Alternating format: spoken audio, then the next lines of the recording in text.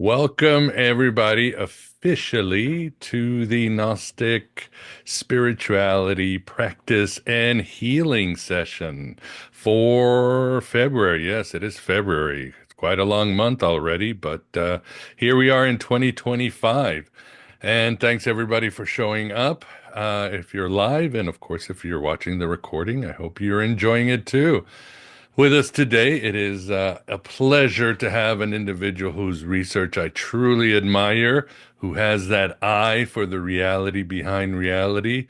Sometimes when people ask me, well, how do you know that person researches sound? I say, oh, they've been banned on YouTube. That's usually there's a 80% chance that if YouTube has suppressed or banned you, you're on the right path because the powers that be can only allow you can't get too close to that sun as Icarus. So, Jonathan, thanks for showing up tonight and taking us on a journey through the Kabbalah. Well, thank you so much, Miguel. I'm pleased to be here, and I look forward to speaking to y'all. Awesome. Well, first, for those who may not know about you, even though you've been on the show three or four times, or just how did you become interested in the Kabbalah, and why do you find it, why do you find so much value in it, at least to research it? The Kabbalah is what I've found to be a metaphysical through thread that connects all known religious, mystical, and metaphysical systems of the past. So, for example, the ancient Egyptian religion uh, has the orientation of the cubes in the tombs of the pharaohs is associated with the east-west and north-south axes, and this has its relevance in the Kabbalah, in the orientations of the cube of space being the cube above and the cube below being or the cube of space being the cube below and the cube above being the cube of time. Uh, but we'll have to talk more about that in a minute when I have some diagrams to show more with Sure. that. Of course, anytime you want to whip the diagrams, I'll do the share screen. And again, we do have a Zoom function in Zoom, at least Oh, wonderful. theoretically, we'll see what happens. But okay, the conventional wisdom, conventional Sophia tells us that the Kabbalah was like a 13th century Jewish appendage that came out in Spain and all that. What do you think, or is the Kabbalah even older, or is it sort of a Rosetta Stone that kind of breaks things in the past and the present and the fourth dimension? Well, certainly the written history of the Kabbalah dates to before the Sephardic era of Spain, uh, to the Sefer Yetzirah of the first century AD and the Bahir of the first century AD, and other similar works of in the lifetime of Shimeon Bar Yochai uh, that were later transcribed as the Zohar during the Sephardic era. But all of these things took place or were written down first in the first and second centuries AD. So the written history of Kabbalah definitely goes back at least 2,000 years, and it predates itself in the writings to even before that. It talks about the Sefer Yetzirah having been originally an oral tradition passed down from Abraham, the patriarch Abraham, which would predate it by at least another 500 to 1,000 years or so. So what we have is basically very ancient, maybe Solomonic magic. I mean, again, probably a tradition that's primordial and probably was suppressed and controlled by the cult of Yahweh and the powers that be. Could we say that? Well, I'm not sure if it was suppressed and controlled, particularly. It was definitely uh, covered up and censored, but it was still flourishing in an underground current throughout all of subsequent history. Um, if you want to, we could pull up the first slide, and I could speak on Sure. what the modern interpretation of the Kabbalah looks like to most people nowadays is the Can everybody, all right, can you see it, Jonathan? um do we have the slides that were from the email that I sent? Yeah, those are the ones, let's say, let me go down. And they were numbered, so it should be after these because those are all preloaded from the last Really? show that we did. Yes. Did I mess up? Okay. Oh, okay. Never mind. Yes, you're right. I had it. I pulled down the next one. All right. Let's do There we this go. again. There you go. I got it. That's it. So this is what the uh, majority of modern Kabbalists understand the tree of the Kabbalah to look like nowadays. Some of them are devoted to it uh, almost with zealotry, to thinking that it's the end all be all of all possible arrangements for the traits on the tree, because it is the most recent. And if you believe in the uh, progressive theory that this is a form of technology that doesn't err and doesn't diminish itself, then over time it can only improve. So the most modern would be the most perfected. But that's only one theory about such things, and it's not necessarily accurate in this case. Uh, the Kabbalah that we see in this diagram has Malkuth. The kingdom is divided into four elements. Then the next seven Sephirot above it are assigned to the planets, the classical seven classical planets of antiquity. And then Chakma, wisdom, is assigned to the firmament or the fixed heavens, as opposed to the seven planets being the mobile heavens. And in this way, it duplicates the roles of the planets in the Sephirotic uh, role that the planets already have in the paths. In classical traditional Kabbalah, the paths on the tree of life that are represented in modern times by the tarot cards are represented by the three elemental phases, salt, sulfur, and mercury, uh, and by the seven planets, the seven classical planets of antiquity, as well as by the 12 signs of the zodiac. Does anybody have any questions so far? No, let me continue. But isn't, and I know we've discussed this before. I think, yeah, when the Kabbalah, like you said, this is the most modern, as you said, tool. But before I mean, the seer had different versions of the Kabbalah. It didn't look like this. It depended on the vision, and it's changed throughout time, right?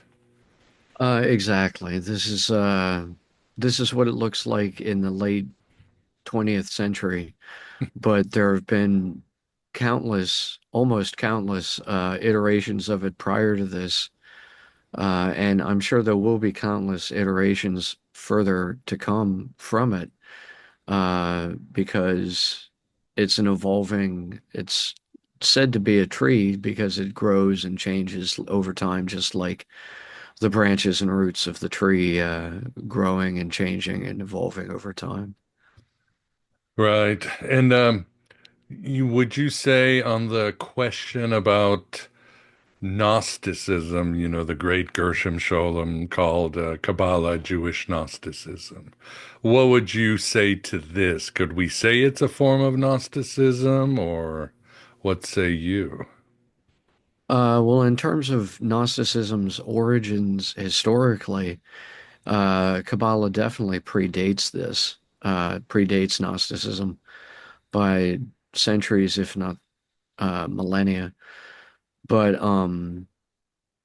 it's at the time of Gnosticism, Kabbalah was definitely the most rarefied form, the most reified form of Hebrew study of Torah, which at the time constituted the equivalent in the Nazarene and the Essene sects of essentially Gnostic beliefs that were Hellenic and Hebrew uh, syncretic beliefs that were a Mhm. fusion of Greek and Egyptian Coptic, as well as Hebrew beliefs that were popular at the time, but were less uh, exact in their studies. And historically, do you see is there a hotbed for Kabbalah? I mean, I'm assuming the Levant, or do you really does it like gain momentum in other places like Alexandria? Well, let's go ahead and pull up the second slide, Sure. and I'll go ahead and talk a little bit about what I think is the origin of Kabbalah that we know of now. Mhm. Um, as far as we can date back written history, it goes back about 6,000 years ago at the very earliest, that we can say definitely there was forms of written expression. Uh, Kabbalah predates that. It goes to prehistoric times when before there was writing, there were the only the original oral transmitted myths, and these were only beginning to be concocted and even passed along at this time. So we have about 12,500 BC and the Younger Dryas event. Some say it was associated with six cometary impact fragments, six Mhm. cometary fragments that impacted on the planet and set us back a bit, so to speak, in a population bottleneck temporarily. But that may have kickstarted the end of the last ice age as well, causing rapid melting of the glaciers that had covered North America.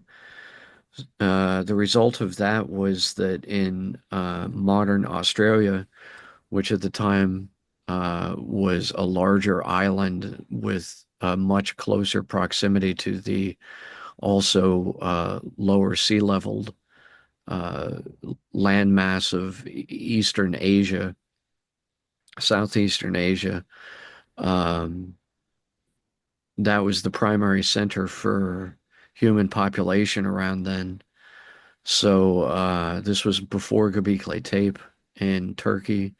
Oh, This was before the Kurgan culture. This is the origins of the Kurgan culture and the Indo-European language base in Oceania, in uh, what we now call Australia, but in the continental landmass that we have named historically Sunda and Sahul, uh, and the archipelago of islands that were in between Sunda and Sahul. There was uh, a centralized population of early humans that created the majority of the myths that spread then in the Indo-European languages throughout the subcontinent of India into the Levant and into Egypt and Africa and eventually into the Mediterranean, into Greece, etc. But these were the original myths of the creation of the world, the creation of the first tree, the creation of the first man and the first woman, and then the tricking of the first family by trickster or deceptive um, demons, as it were, and then a war in heaven between the good and evil elemental spirits. And then finally, they described the Great Deluge. And this is all in E.J. Michael Witzel's book, Origins of the World's Mythologies. It's very well researched and traced out there. But he notes that these myths that constituted essentially everything in the book of Genesis, at least later on, that these earliest myths lacked a Messiah concept or the mythology that Mhm. would be related to the prophecies of a Messiah. Uh, Kabbalah itself at this time was just represented by a string game called Cat's Cradle. And you would take a loop of string and wrap it in between your fingers and then interlace your fingers again and again with the string until eventually it created a lattice-like structure, such as we can see here. And in this particular structure, in this particular looped structure, there are 22 intersections or loops of the string around itself. So it can be compared directly to the later 22 paths on the Tree of Life of Kabbalah. So if we trace this back to Oceania and what we could call nowadays Lemuria, Mhm. in pre-end of the last ice age era times, um, then we've got to trace down to at least before the beginning of written history. But if it existed even before that time as well, we can't really be sure or understand in what form it might have existed. And we could speculate, the 10 fingers and the 10 Sephiroth being an obvious place to start with that. But we can't be certain, for example, the number of knuckles, and in modern palmistry, the number of knuckles can be associated with the 12 signs of the zodiac, the mounds on the palm with the planets, and the thumb and lifeline can be associated with the three phases of matter. But it's impossible to say because there wasn't written history at the time, and there's no remaining evidence like the cat's cradle game that we can compare to modern versions to say that palmistry as we understand it now is definitely a precursor to the most ancient Kabbalah. Fascinating. Whoa, that is primordial.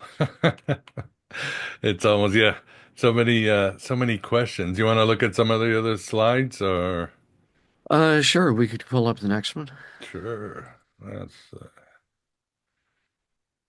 We got a herd of Sephiroth here. Right, right.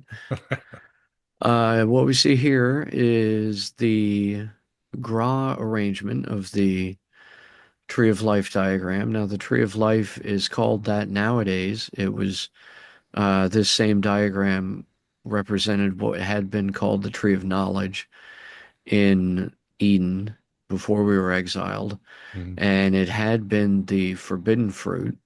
It had been the plant that was forbidden to us to eat from, and then we ate from it and gained knowledge about right and wrong in hindsight, because then we realized that we had done something wrong, which we had never done before. And so then we came to understand the difference between right and wrong and good and evil. After the exile, this was given to us exclusively to eat, and the tree of immortality, the original tree of life, was removed and placed in Eden, beyond our reach, guarded by an angel with a flaming sword. So the modern tree of life diagram is actually a tree of knowledge diagram in Eden. And this is the Gra version of the Tree of Life diagram. So the original Tree of Life that we looked at, the Boda Builders of the Adytum Naples arrangement that we looked at first, that's the modern, more popular arrangement. It's based on what's called the RE version of the arrangement of the Sephiroth into the Tree of Life diagram. The RE version was given by Isaac Luria, uh, the blind prophet, and there's some speculation that he may have done uh, this to obfuscate the actual shape of the Kabbalah Mhm. and to hide it from competitive Sabbateans and other sects of Messianic Hebrews at the time. Um, so the Gra version came later. It was attributed to the Vilna Gaon, I believe, who was in the 1500s, I think. But in any event,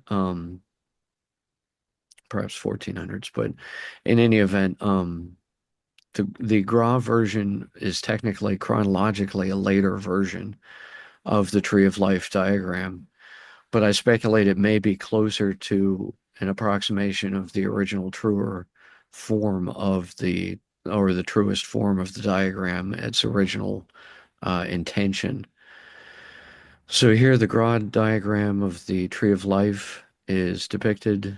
On the left, you can see on the paths are attributed the signs of the zodiac and the planets and the elements of the phases of matter, salt, sulfur, and mercury along the linear paths.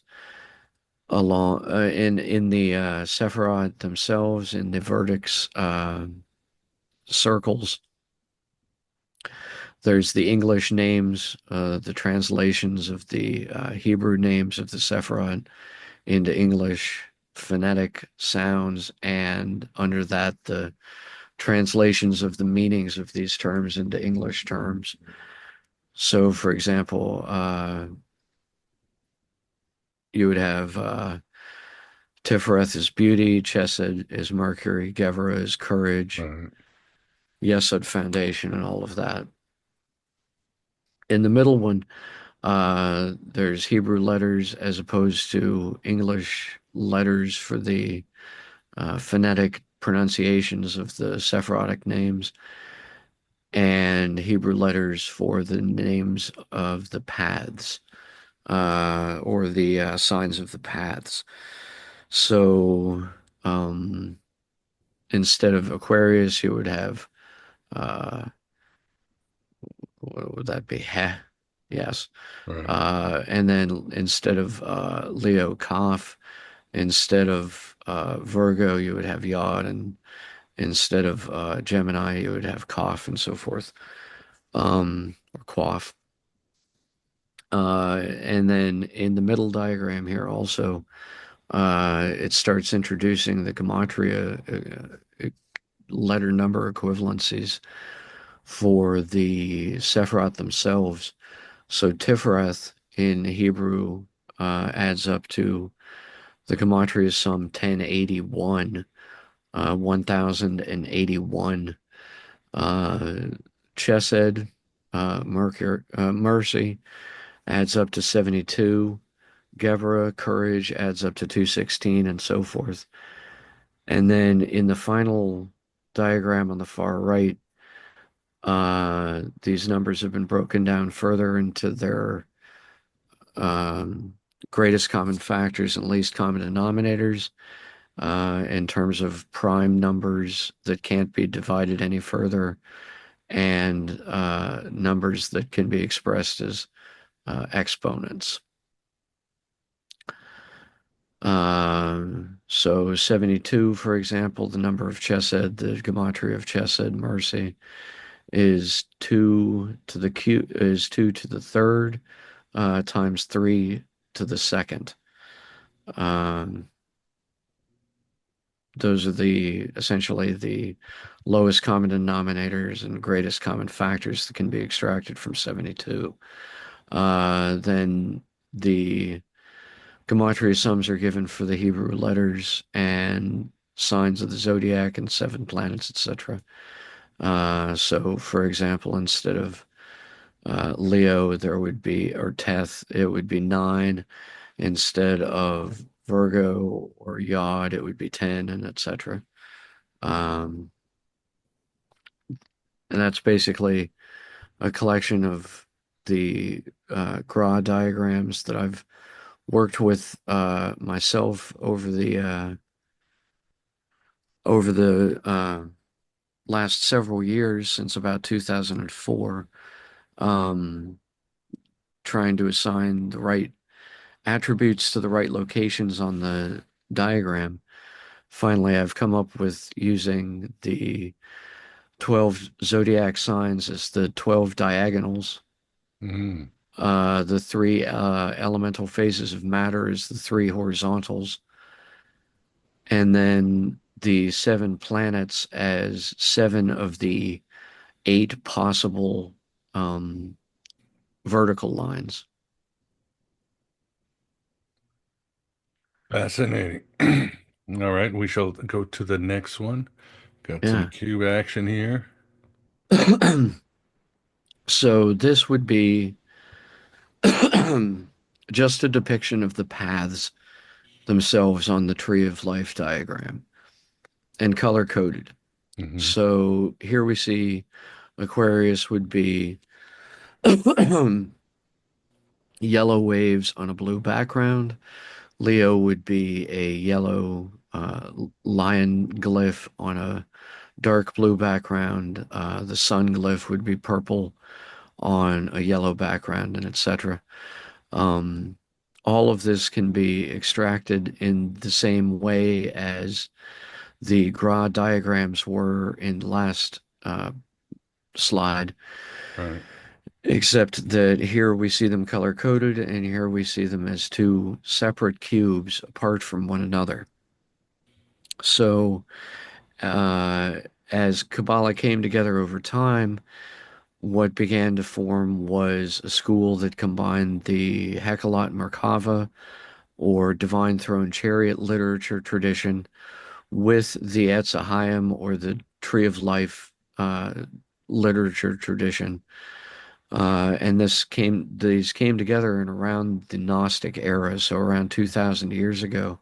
Uh, And at that point, what we're looking at now was basically an understood aspect of traditional metaphysical expression for higher dimensional forms, and in specific as the body of God Himself.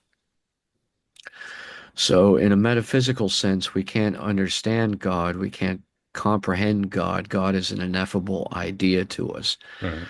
but we can have a reflection or a shadow or an echo of His presence in the form of higher dimensional forms, things that can exist only in a dimension outside of and greater than our own material universe itself. So, a lot of what Gnosticism dealt with was how to escape the three dimensions of the space universe into the energy of the temporal dimension, the fourth spatial dimension of the time factor, the time universe.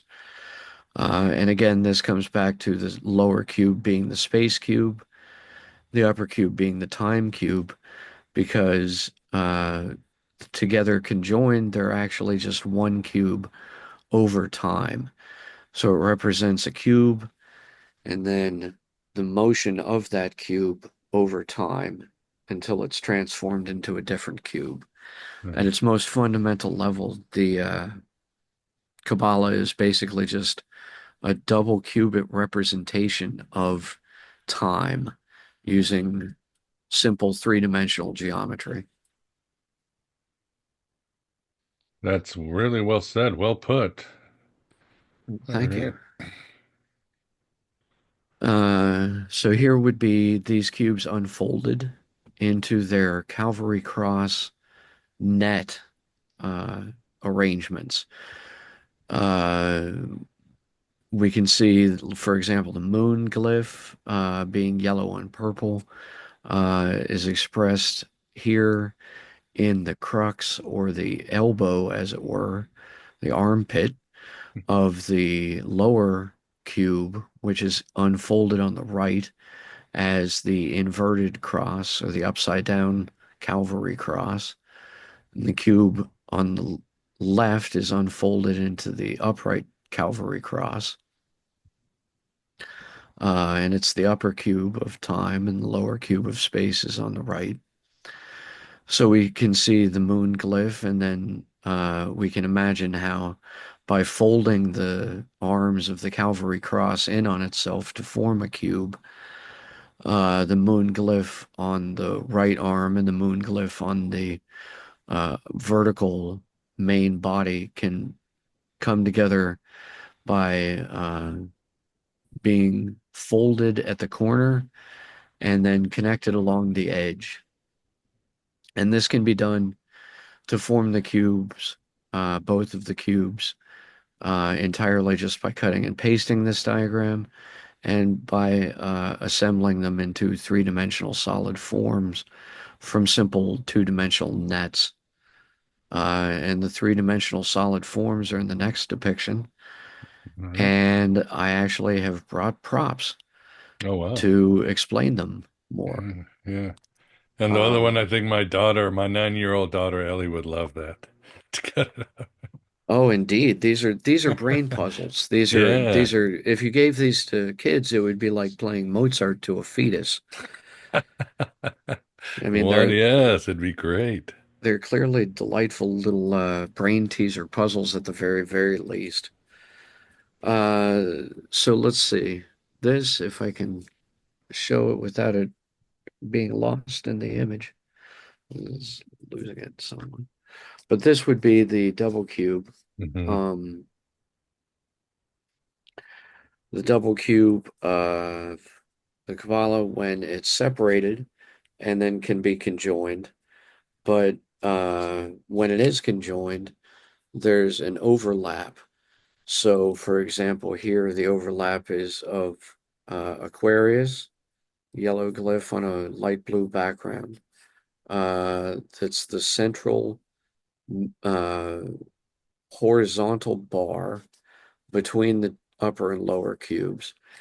And if we take that as being a conjoining instead of two separate cubes, then the result, well, I may have to turn off my background just to be able to see that. Oh, there we go. The result looks Hmm. more like something like this. Oh, Hmm. it's so choppy.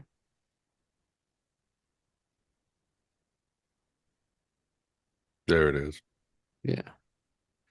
And here we can see again, Aquarius is the yellow glyph on a light blue background, but instead of being the two cubes separated, it's actually just conjoined here in the middle into a single Oh, bar or slat. These cubes are actually made of 32 smaller cubes.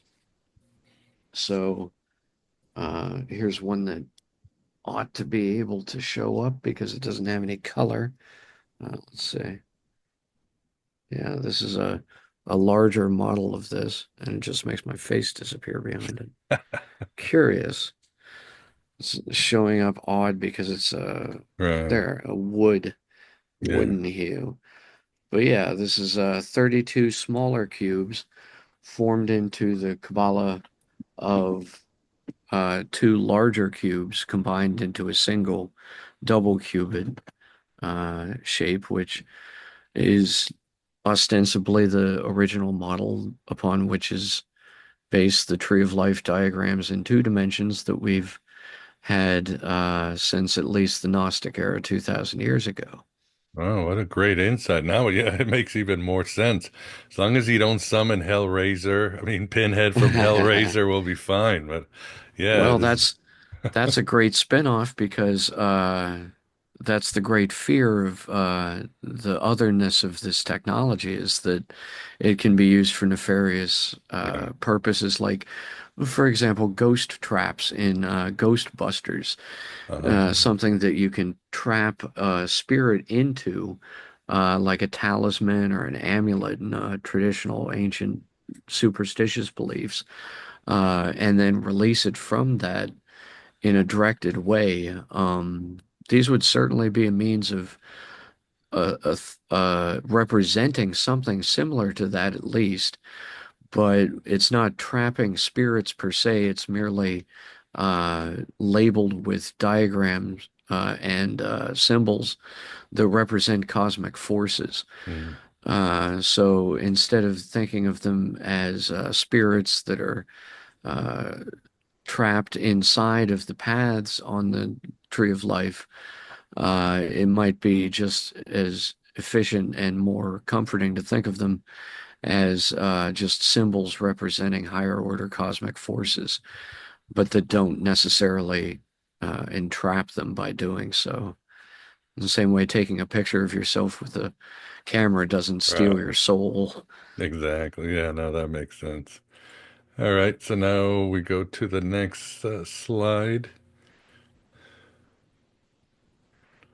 What do we have here? And this one is a combination of the Tree of Life and the Tree of Death, or what were in Eden, the Tree of Life and the Tree of Knowledge diagrams, into a single combined tree form. So, in my understanding and estimation and belief, Mm, this is the next iteration in understanding the meaning of the Kabbalah as a fourth dimensional shape, metaform, and as the body of God, symbolically speaking. The traditional or Gra version, at least, of the Tree of Life or Tree of Knowledge diagram is here combined with Steve Savidow's representation of the Tree of Death, or what had been originally the Tree of Life diagram. The Tree of Life diagram from Eden is two tetrahedra, just as the Tree of Life diagram we have now is two cubes. If you combine these double tetrahedra with the double cube structure, the result is this diagram, which is color coded to demonstrate how there are 36 paths associated with the 36 colors on this particular spectrum. Um, by conjoining and nesting the Tree of Life in Eden with the Tree of Life now, we assemble a middle pillar that is associated to the seven chakras and relegate the 10 Sephiroth to the pillars of Jachin and Boaz on either side, left or right, of this central pillar. So the Sephiroth along the middle pillar become the seven chakras, which can also be associated with the seven planets or the seven Kamiya, the seven classical planets of antiquity.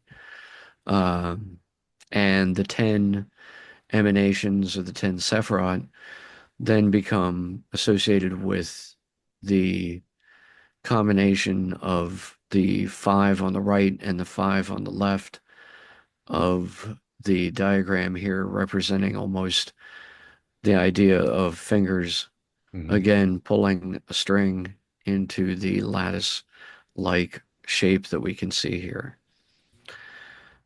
Uh, now, yeah, I'd like to take some questions for a minute so I could take a sip of water if that would be possible Of course, of before course. going on to the next diagram, because the next set of diagrams are all in black and white, and they're all hand-drawn rough sketches of my own notes that I took from Gnostic works. Mm, all right. I So don't, before we get into yeah, that, yeah, I want, I'm gonna leave it to the audience. You guys have any questions?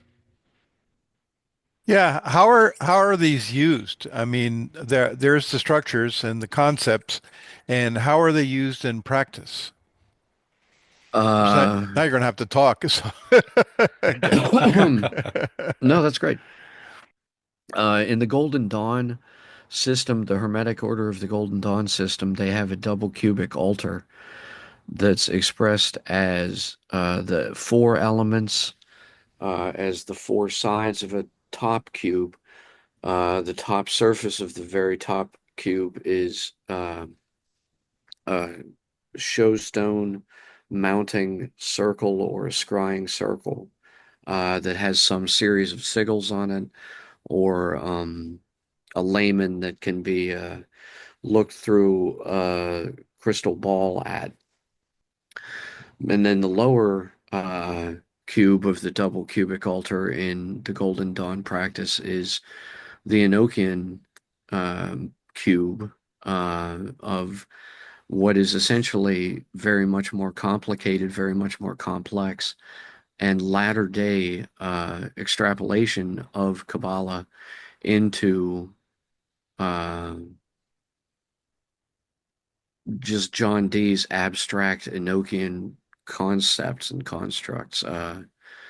So the double cube of the Kabbalah still remains in the double cubic altar of the Golden Dawn today, but it was likely originally meant to represent a fourth spatial dimensional shape, the tesseract or the hypercube, symbolically, and still does this, although many people might not recognize it as such, but it still does this today in that form as the cubic altar.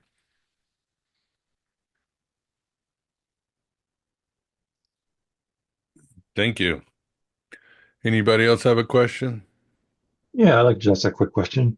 Um, do you see a separation between, I guess, Judaic, Christian, and Hermetic Kabbalah or Kabbalah, however you want to pronounce it? I mean, I've seen where it'll actually be spelled differently too, just to signify if it's Judaic, Christian, or Hermetic. I'm just wondering if you see that as three separate types of tree of life practices or not. Just kind of your opinion, your input on that. I'd appreciate it. I'd say that they're like three branches on the same trunk of the same tree. So the Kabbalah spelled with a C is the Christian Kabbalah. The Kabbalah spelled with a Q is the Hermetic Kabbalah. And the Kabbalah spelled with a K is the traditional Hebrew Kabbalah. And I would say that these differ in some regards because they're somewhat competitive, but only in the same way that branches on the same tree are somewhat competitive with one another for the same source of light to grow by. Thank you. I know you mentioned there's like different models. I've seen some with eight Sephira, some with 10, some with 13. So I mean, even that varies sometimes too.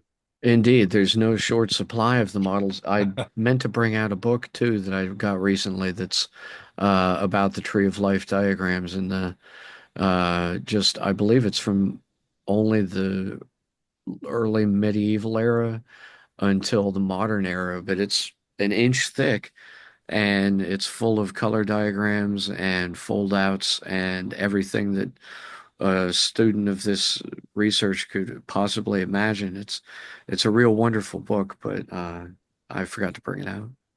So what is the ultimate purpose of practicing the tree of life or Kabbalah? Is it to make your life better? Is it to know God? Is it to become some sort of better magician? I mean, or all of the above?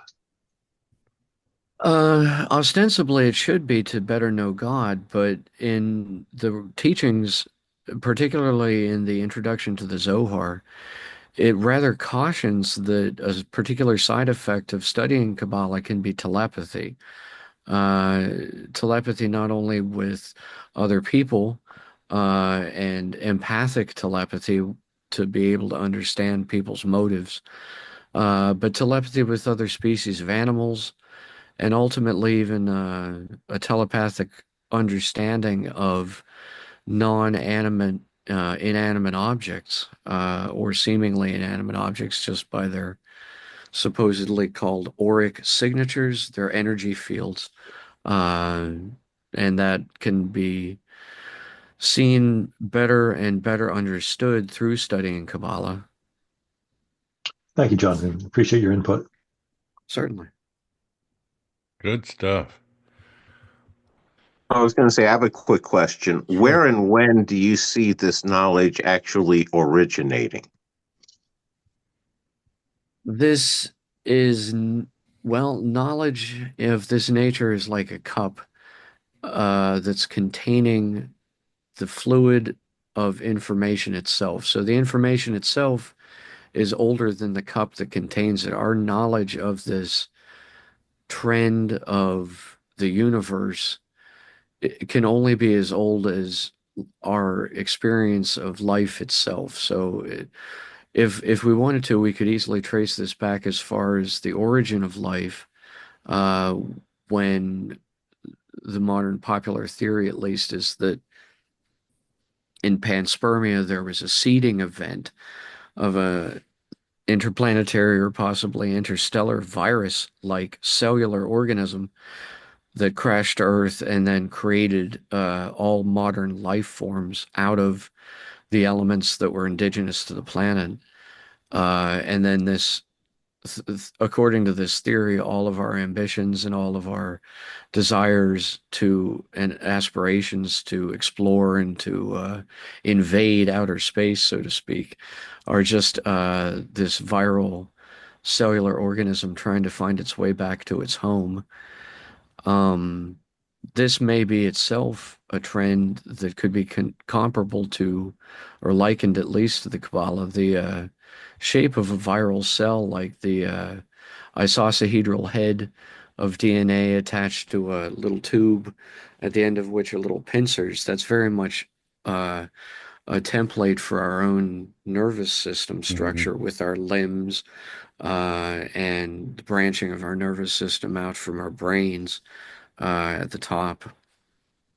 But it's also very similar to not only real trees with their trunks and roots and branches and leaves, but to the metaphorical trees of the fourth spatial dimensional shapes of Kabbalah. Very interesting. All right. You want to go back to the slides? Or Yeah, sure. If Are there any more questions? are there any more questions? I got I got a few, but let's wait on that. Again, I'd rather the Sure, group sure. ask questions since I spend most of my life asking questions. It's a noble pursuit. Yeah. Yeah, I don't know how much wiser I am, but we do what we can. Let's see. Back to the share screen.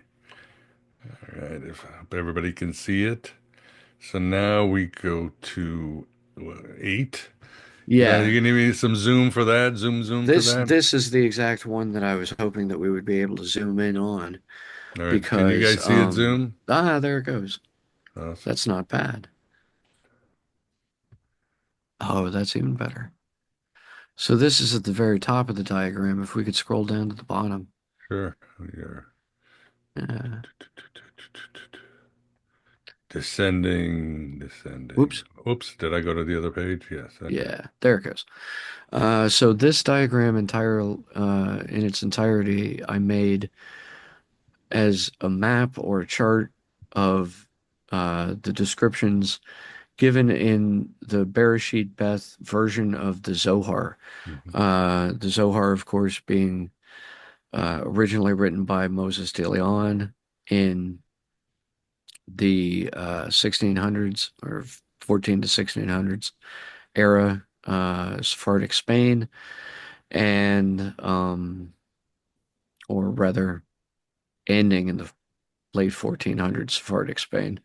Um, so in the Bereshit Beth version or edition of the Zohar, it's the second book in the 22 volume series, um, labeled Beth. The first book being labeled Aleph because it's, of course, labeled with letters instead of numbers for the gematria, so the second book being Beth, uh, and it's the second book of the Bereshith, or I'm sorry, the Bereshith is the second book of the Beth uh,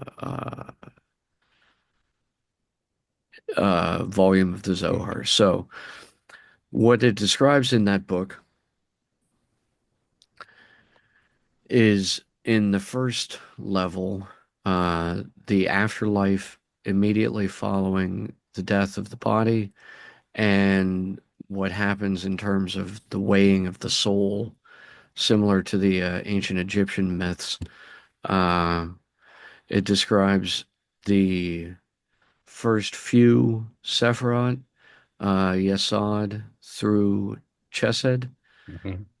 as I'm sorry, Yesod through Kevra, and associates them with angels who judge different types of people's souls who would live different types of lives throughout, or different types of lives throughout their lifetime.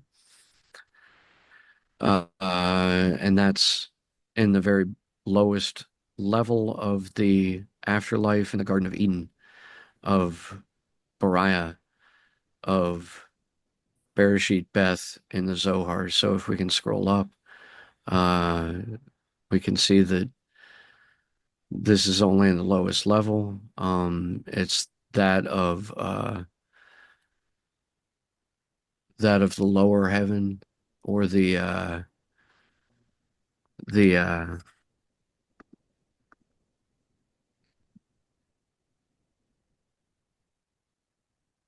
Stop here.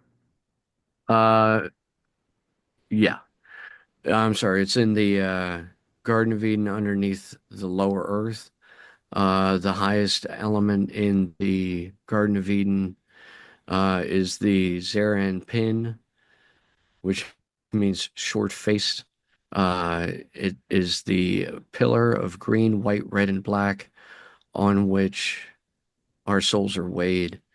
After that, we can travel through a shared Sephiroth that occupies a space in both the Garden of Eden level of Beriah as well as the lower earth level of Beriah above that, and so on and so forth. This diagram has four levels, and it shows the world of Beriah itself out of the four Kabbalistical worlds. So this whole diagram is only showing four worlds inside of one of the four worlds. Mm. And within that fourth world, within one of the four worlds, it's showing the Sephiroth, but not all 10 of them. It's showing only six per each of the four within four worlds, the four worlds in Beriah. And then some of them are overlapped between the realms as bridges to get from the Garden of Eden into the lower earth into the upper earth. And we can scroll up if you want to look at the rest of it. And then from the upper earth into the realms of Beriah itself, and the Abba and the Ima, above all the rest of the emanations in the Bereshit Beth. So this is just some shorthand notation from the Zohar itself. Wow. The Bereshit Beth cosmology itself goes on after that and is extremely complicated. It talks a lot about the Shushan flower, and so forth, that Stan Tenen also elaborates on at great and beautiful length with his Kabbalah works of modern Kabbalah. But this is just some very, very short hand notation on this book of the Zohar. Fascinating. Wow. I'm impressed. All right. So I know the Zohar is not easy to tackle. I've tried.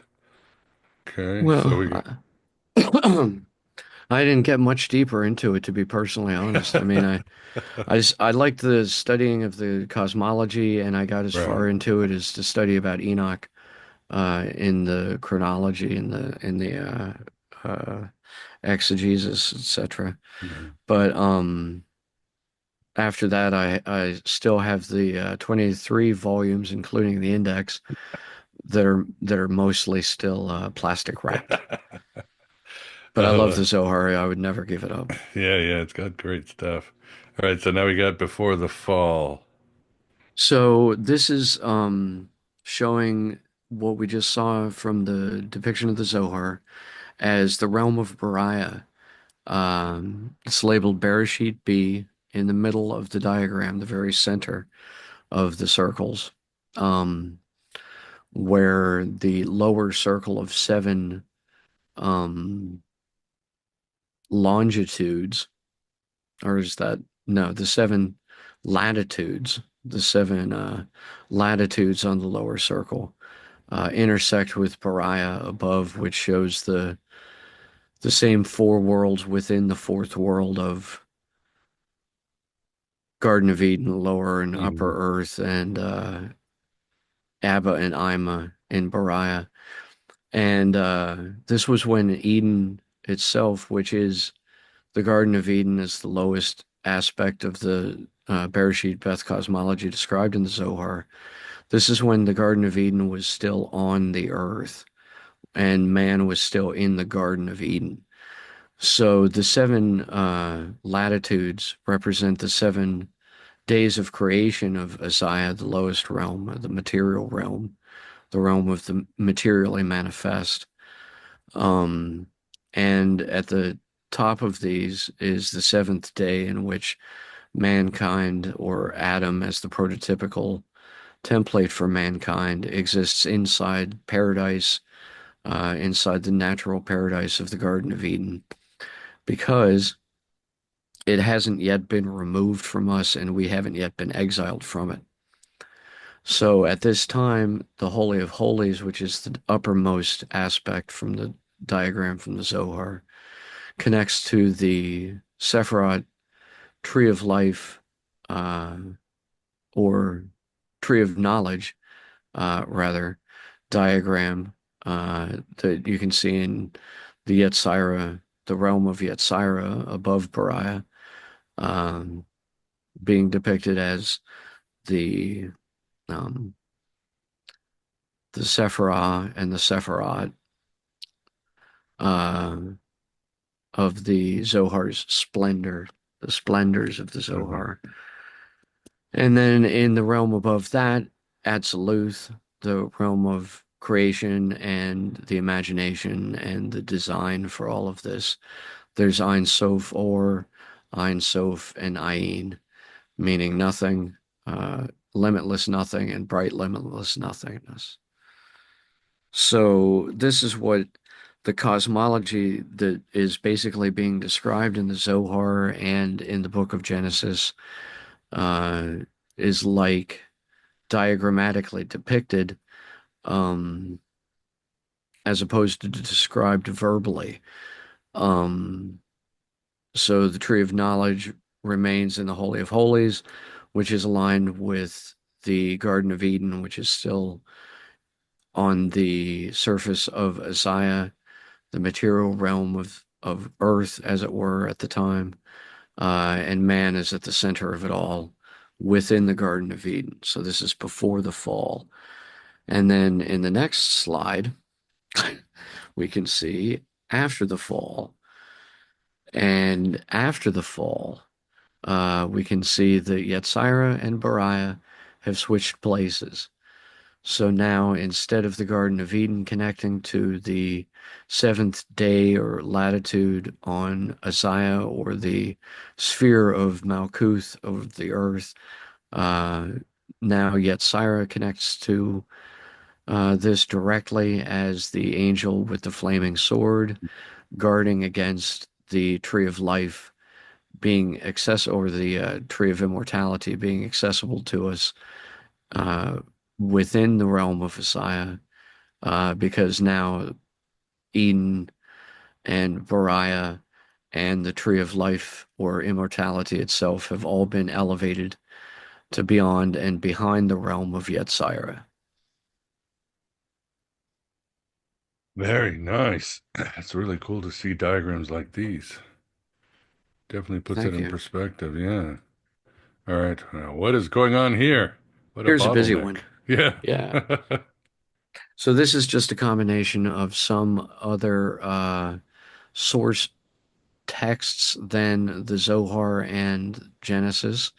Here I'm starting to describe uh, details that are given in the Pistis Sophia Mhm. or Gnosis the Blessed, and in subsequent diagrams where we look more closely at the upper part of this, we'll be able to see details that I got from the Apocryphon of John, the Secret Apocryphon of John, as well as from the Book of Raziel, Mm. or at least the history of the Book of Raziel, if not inside the text of the actual Book of Raziel itself. In this diagram, what we're looking at is the 7 days of creation along the lowest plane, although we can see and understand these to be latitudes on a sphere. At the center of this is the tree of knowledge combined with the tree of immortality diagram, as I had shown it earlier, with 7 chakras through the All middle right. pillar. Pardon me. Yeah, I see it. And then above that is the uh, diagram from the Zohar that represents the 6 Sephirot on each of the 4 worlds within the world of Beriah, or the Bereshit Beth cosmology. And then above this, there's a tetractys, although it's distorted, so it's difficult to determine it as such. But it is a grouping of 10 elements in a cluster, and the top 2 elements supersede even beyond Ein Sof, and Ein Sof Or, and they are the autogenes and the Sophia. Mm. And this is where it starts getting Gnostic Yeah. in particular. So if you go to the next slide, we should be able to see, yeah, this is from the Sophia of Jesus Christ, or Eunosis the Blessed. This is a diagram that just shows some of the traits described verbally there in the text. So we can see the autogenes depicting the first emanation of the Godhead, or rather the Godhead in and of itself, being the creator of the cosmos as we know it, is depicted just as a circle, like a monad, the unmoved mover, and so forth. And his emanation beside him, his first emanation is Sophia, who is called Shekinah, relative to Yahweh Vadhe, as the bride of God. So the autogenes would be the self-created deity, the Godhead itself, and Sophia would be his divine feminine counterpart. And then within Sophia emanates or originates the concept of forethought, a desire to see into the future. So this forethought then manifests itself as Samael or Yaldabaoth, Mm-hmm. depending on the source text, who is the demiurge of Gnostic, the majority of Gnostic texts, and in some, the world creator. Um, Here he's set against, by name, Pigera Adamas, or Adamus, or Adam, simply meaning King Adam, um, who is seen as a shared manifestation between the autogenes and Sophia. So while Sophia, through forethought, emanates Samael herself, or manifests Samael herself, the autogenes and Sophia come together in union to create Pigera Adamas, or King Adam, or essentially Adam Cadman, Mm-hmm. as he was later known in specifically Kabbalistic literature. Um, so the traits along the left are simply some Gnostic gobbledygook, some gibberish that was thrown in by whoever was the penman or the scribal uh, uh, writer of the actual Sophia of Jesus Christ, the text itself, um, which may or may not have useful value to subsequent researchers, but to the purpose of our particular exposition here today, we can more or less exclude it and just say it's simply there as a measurement of Ein Sof, and Ein Sof or as layers, and layers within layers and so forth. In the second layer under Pagera Adamas, for example, Adam in Aeon, or in the highest expression of Eden, comes Eve as a mortal, Mhm. uh, who then is seduced by Samael, as we understand from Genesis to be representative of the snake, giving Eve the forbidden fruit.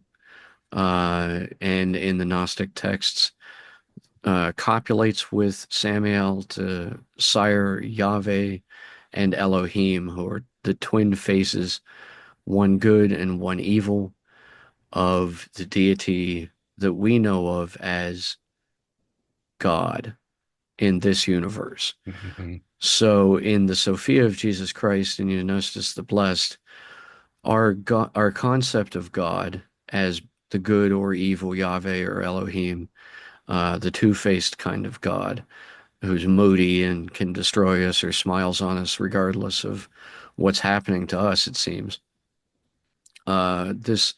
This concept we have of God is thrice removed, or three times removed from the original kingdom of the autogenes. So the autogenes being the first emanation of the Godhead, falls then into Sophia, into Samael, and then through Eve from Samael into the modern Godhead of Yahweh and Elohim. And then I think the next diagram's the last one. Yes. And this is a mess, My but God. Like the it's New Jersey Turnpike or something. right. It's just a picture in perspective of all the things that we've just been describing. So the autogenes is there, the large bubble at the top. The Sophia, the Pistis Sophia is there as the Barlow or Noria, the circle on the right, in the upper right, forethought emanating into Yaldabaoth, manifesting into Yaldabaoth or Samael. The first family is depicted as smaller nodes, or just areas or zones on this diagram that can be depicted as Hmm. right. Yeah. Yeah, it's a mess. That can be depicted as just circles on this two-dimensional depiction. So what we see is the 7 days of creation in Isaiah, then in Beriah, the four worlds of the Garden of Eden, the lower earth, the upper earth, and Beriah itself. And then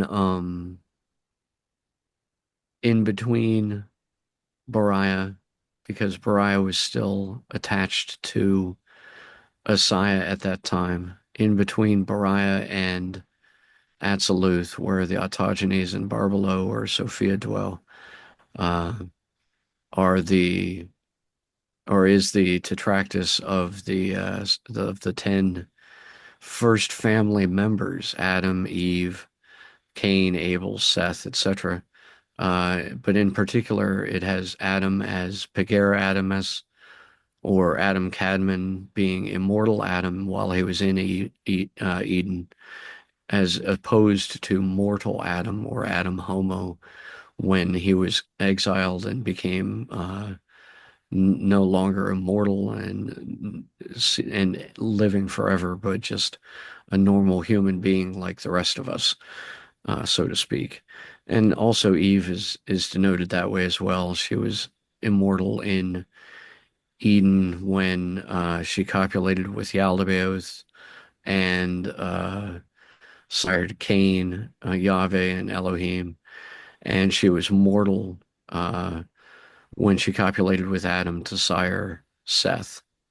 Uh, so this Mm. diagram just makes it a little easier to visualize some of these relationships. Yeah, I've always wanted Perhaps. something. Yeah, no, no. It does help. It does help. I've always wanted something, especially with the Sophia of Jesus Christ. And well, people, you thought it was going to be as simple as you died and you went to heaven. Uh-uh. It's a big journey up there through those levels, huh? Got a long way to go, and you got to pay your tolls as you go up there. Your brain hurts, and oh, this is great, and I love it. Any questions from you guys? Yeah, Eve. Who told Eve not to eat the apple in that schema that we just saw? Because I didn't see anything. If Eve copulated with Ialdabaoth, and the other part of the question is, was his seed going into her, was that the substitute for the apple in Genesis? I mean, is that related or is that separate thing?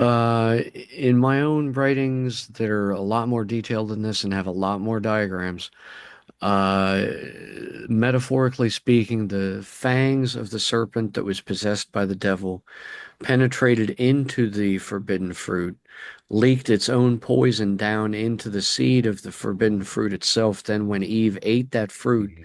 she ingested the poison of the snake's venom into her, and that was the manner in which she had copulated with Yaldabaoth in some of the myths, at least. Um, Doesn't sound like fun. different strokes for different folks, I Yeah, guess. what do you think? So, Yeah. Invite her who to told her not to Netflix? eat it? Who told her Uh, not to eat the apple? that was God himself. He said to Adam and I presume to Eve, because at some point she must have been in the garden with Adam and God as well. Uh, it was God's instruction that they not eat the forbidden fruit of the tree of knowledge. Well, but God, on that diagram, if it was Yahweh and I forgot who the other one was, that was Elohim. after Elohim. Yeah, that was after her. She gave birth to them, right? So how could they tell her not to eat the apple when she ate the apple and then gave birth to them? It wouldn't have been those. Those would be the twin faces of good and evil, representing the binary polarity of God and the duality of God, whereas the autogenes would have been the actual Godhead who gave Oh, the command itself. so the autogenes told her not to eat the apple. Well, now, if we're going to be very specific, all of the depictions and all of the representations on this diagram are technically faces of or visages of representations of God itself or God himself or herself as an idea. Because God created Adam, he created Eve from Adam's rib and so forth, according to the scripture. And he created the Garden of Eden, he created the trees of knowledge and life, and he created the snake, he created Lucifer or Yaldabaoth, and he created all of these, and knowing that they would do the things that they would do, he created this as an immense trap almost for all of these beings to fall into, wittingly or unwittingly, and they did. And then he basically just sat back, mopped his hands, and said, "I told you so."